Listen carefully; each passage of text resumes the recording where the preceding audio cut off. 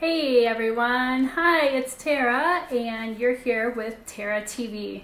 Super original, I know. Hey, if you have another name that I could call my TV station here, my live stream, I would love to know it. Drop it in the comments. But for now, it's Tarrah TV.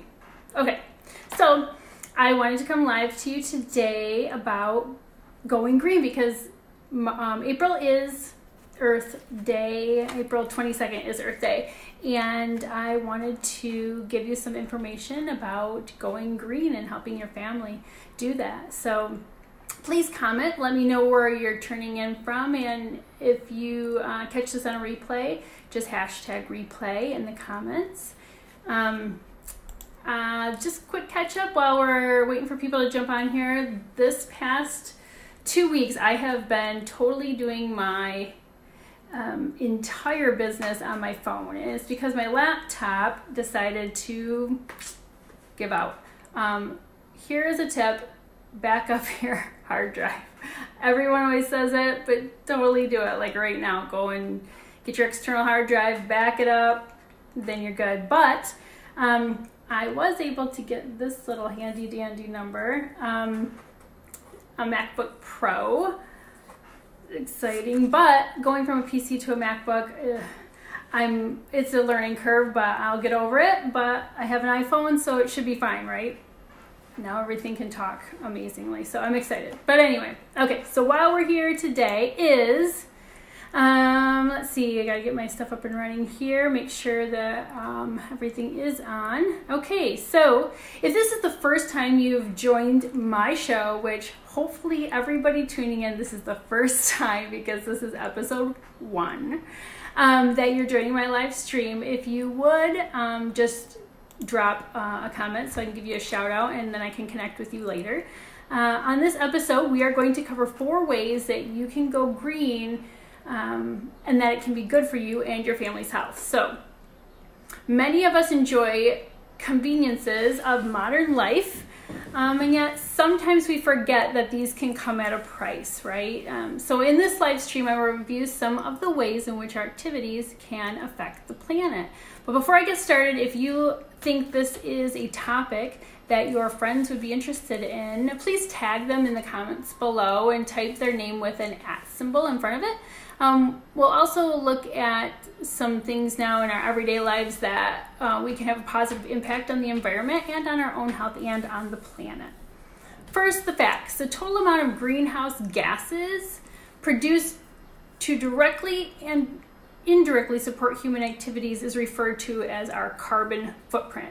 There's a general consensus among scientists that in recent rise in the atmospheric pressure and the CO2 levels is the cause of this climate change and that it's man-made. Now, I realize there are a few camps on this issue, so how about you? Thumbs up emoji if you believe in global warming, and or a fire emoji if you don't. Either way, that's cool. I want to, the way I look at it, no matter which camp you're in, I'm sure that you'll all agree that it makes sense to look after our planet, to be good stewards of ourselves and our planet. So if you're concerned about the environment and you're becoming more conscious of everyday lifestyle choices that you make, like what you eat, how much fuel or electricity we consume, how you travel, which products you use, then I think you're going to enjoy the show today.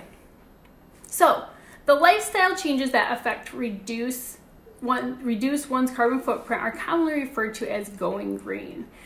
While the main purpose of these changes is to minimize the negative impact or effect on the environment, there's also several health benefits. So, let's talk about those first. So, eating habits. Grain, fruits, and vegetables that are not certified organic are usually grown with the help of pesticides and petroleum-based fertilizers, which can cause sickness and other health issues. But by buying organic products that have not been subjected to this kind of treatment, that can reduce your body's exposure to these harmful chemicals. And organic products tend to contain more antioxidants because they have to create them to fight off the pests. So you may be fortunate to live near smaller diversified like farms that participate in the CSAs or the community support agriculture programs that use local growers and farmers. I know we have several in our area here. If you'd like, if you don't know of one, drop a comment and I will hook you up with a couple that are in the area here you might be able to contact. You can also try your hand at growing some fruits and vegetables at home. I'm going to try to do that myself because my mother and father-in-law do, and they usually always give us, you know, the excess because there seems to always be. But we're going to try to grow some here, so I'll keep you filled in on how that goes. But you could try that. Number 2, compared to plant-based foods, meat must undergo several processes during production to consume energy and contribute more pollution and damage to the environment. Reducing meat consumption will not only minimize your carbon footprint, but also reduce your risk of heart disease, obesity, and other dangerous health conditions. If you do wish to eat meat whenever possible, choose the free-range chicken and grass-fed or pasteurized raised livestock, since they are generally raised using more humane, environmentally sustainable methods. I know that's a big topic around here, if you should be vegan or vegetarian, or if it's fine either way. But it's a personal choice, but those are just some tips in case that you're interested. Number 3, pre-packaged foods often use non-recyclable materials and require significant amounts of energy to manufacture. Most processed food products often contain excess sodium, sugar, or empty calories, and not to mention preservatives to prolong the shelf life. It's got to be shipped from somewhere, right? So, staying away from these can help the body stay healthier. And so number 4, the prepackaged foods and bottled water also take precious resources and energy to produce, which contribute to the carbon emissions. Chemicals from plastic bottles, such as organic synthetic compound bisphenotyl A, I think it's that BPA we know it as, right? Can leach into the water and cause health problems. So instead, consider getting a reusable bottle. That's what I have here.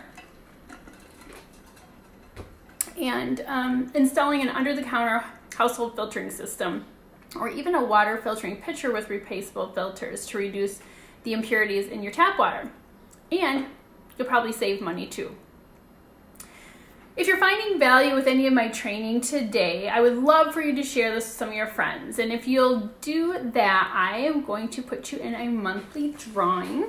I'm going to have a few of these at least once a week. I've committed to, maybe twice. So then your name will go into a drawing every time I have a webinar, and you can potentially get some free goodies. So anyway, let's continue. Energy consumption we want to talk about now. So shifting fossil fuels like coal, oil, petroleum, natural gas, liquefied petroleum gas to renewable energy sources such as solar, wind, water power reduces air pollution in general. This allows you to breathe easier and with fewer contaminants, particle and particulate byproducts that are in the air. So those can trigger asthmas and allergies and can cause lung cancer and heart disease.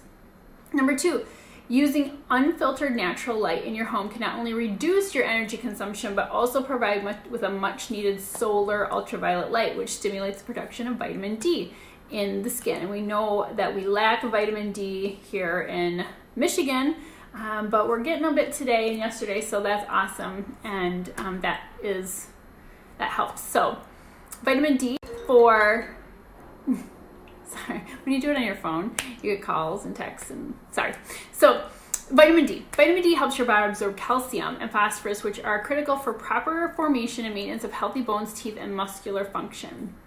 So how about transportation methods? So people choose to commute using public transportation or riding bike. That might seem a little less convenient, but the amount of energy you save that you'll conserve in terms of fuel consumption can be really huge impact on the environment. So not only can you help reduce pollution, but the exercise you're going to get from walking to and from the bus stop or biking can also improve muscles, improve heart health, and contribute to weight loss and provide a lot of other numerous benefits. Another thing you can do working from home, like I do, sometimes referred to as telecommuting or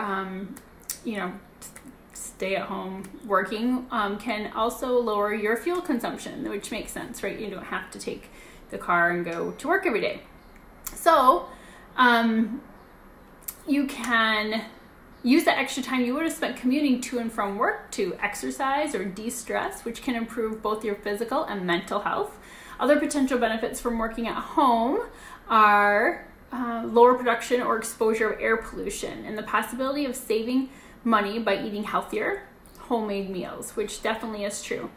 When you go to, eat at work and maybe go to a restaurant or you eat from those vending machines, it definitely can add up and it's not as healthy for you. So good thoughts. So what about household products? Number one, using chemical fertilizers and pesticides on your lawn and garden can be harmful, can harm the environment and affect your health. When it rains, these chemicals seep into the ground and contaminate our water supply. Some can be very harmful when breathed in or upon skin contact, which may occur when you're applying them. The healthier choice would be to use organic fertilizers such as mulch, environmentally friendly pesticides like garlic spray. So this has been really on my mind a lot lately because we've had our lawn treated before, and last year or the year before, we decided to use the organic fertilizers, and it took actually a little bit of digging to find one that fit, but we did, and we're very happy with the results of that. We live on a pond that our kids swim in, and there's fish that are caught. We don't eat the fish, it's catch and release, but yet we want them to have a nice area to live, so and not have a polluted system. So to be thinking about how the drain and the runoff of your grass clippings and the chemicals you put on your lawn, what it does to the environment, and we can actually see that right here in our little subdivision. So super important to give that a try. Maybe you didn't even know that there was a possibility to get an organic fertilizer, so check into that. I can also leave something in the comments of what we use too. So number two, many household cleaners contain volatile organic compounds, VOCs, like ammonia, bleach, and other chemicals that can irritate your eyes, throat, cause headaches, contribute to chronic respiratory problems and allergy reactions. As an alternative, there are products such as Shaklee's Get Clean line that make use of sustainable ingredients from natural sources and don't contain the hazardous chemicals. These earth-friendly products have been independently tested and shown to be more effective than using any other conventional brands. Another great benefit of using these products is that they are very cost effective. So it'll help you save money while having you improve your health as well. And you can feel good that you're doing your part to save the planet too. So something from Dr. Daggy, a doctor who I've referred to in the past, he says, when we burn fossil fuels or wood, greenhouse gases aren't the only problem created. Other combustion products produce smog and fine particles. They damage our lungs and cardiovascular systems. Burning coal releases other contaminants such as mercury and coal ash and can pollute waterways. Although the vision of clean energy has been around for a long time, Thomas Edison urged the development of solar energy more than a century ago. Only in the last few years has renewable energy become cost effective. So coupled with energy efficiency, energy storage, and electric transport, we have the potential in the coming decades to move much closer to cleaner, more sustainable way of living. And don't ignore air pollution, indoor air pollution. They can be even worse than outdoors. So safer, cleaner products at home are definitely part of the solution. And that's such a great reminder that it is true that sometimes that our air quality indoors can be worse than it is outdoors. So because of the cleaners and such that we use. So as always, from now on, because it's the first episode, as always, you can find a recap of this live stream in my wellness center, and I will leave a link in the comments. Also, registering for my wellness webinars. They happen twice a month. The one is a wellness webinar, is a wealthy webinar, so a financial wellness webinar, and the other one will be for a wellness webinar. This Wednesday will be the Wealthy webinar, and it's called The Tax Benefits of Every Online Entrepreneur Needs to Know, with a guest tax consultant, Patty Reese. And there will be a special Earth Day webinar that I'm going to be doing on Monday, April 22nd, and you'll want to be sure to check that out. I have a link in my events in Facebook. Otherwise, you can find it on my Wellness Center, and I would love for you to join my Wellness Center. This recap of this wellness webinar will be posted there in the blog, and also a link to the article that you can find all the information that I talked about earlier. So I just want to say thanks for tuning in, and hashtag replay if you're on the replay, and until next time, guys, thanks.